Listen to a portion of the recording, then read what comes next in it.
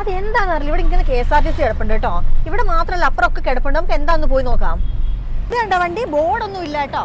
എനിക്ക് തോന്നുന്നു ഇവിടെ ഒരു കല്യാണം നടക്കുന്നുണ്ട്. കല്യാണത്തിന് വന്ന വണ്ടികളാന്ന് തോന്നുന്നു. കല്യാണത്തിനൊരു ഫ്ലെക്സ് ഒക്കെ വെച്ചിട്ടുണ്ട് കേട്ടോ. നമ്മുടെ ഓഫീസായിട്ട് ബന്ധപ്പെടണം. ഓഫീസായിട്ടാ? ജസ്റ്റ് അതിന്റെ ഡീറ്റെയിൽസ് ഒന്ന് പറഞ്ഞു. ഞാൻ വീഡിയോ എടുക്കുന്നത്. അപ്പൊ നമ്മുടെ KSRTCയുടെ ഏത് ഡിപ്പോയിൽ പോയിട്ട് വേണമെങ്കിലും നമുക്ക് ബുക്ക് ചെയ്യാൻ പറ്റും. ഇത് നമ്മുടെ ഈ കല്യാണത്തിന്റെ ആവശ്യത്തിന് മാത്രമല്ല, ടൂറിസ്റ്റ് ആവശ്യത്തിനായിട്ടും യാത്രകൾക്ക് വേണ്ടി വിളിക്കാം. നമ്മളെപ്പോലുള്ള സാധാരണക്കാർക്ക് ഈ ടൂറിസ്റ്റ് ബസ്സൊക്കെ വിളിക്കുന്നത് ഭയങ്കര ചിലവാണല്ലേ. അപ്പോൾ ആ ഒരു ചിലവിൽ നമുക്ക് 4 or 5 KSRTC വിളിക്കാം കേട്ടോ.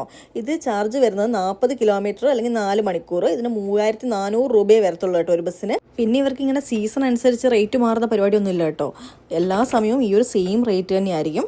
അപ്പോൾ നിങ്ങൾക്ക് ആർക്കെങ്കിലും വേണമെങ്കിൽ കോൺടാക്ട് ചെയ്യാവുന്നതാണ്. കേരളത്തിലെ എല്ലാ KSRTC ഡിപ്പോയിലും ഇതുണ്ടാവും.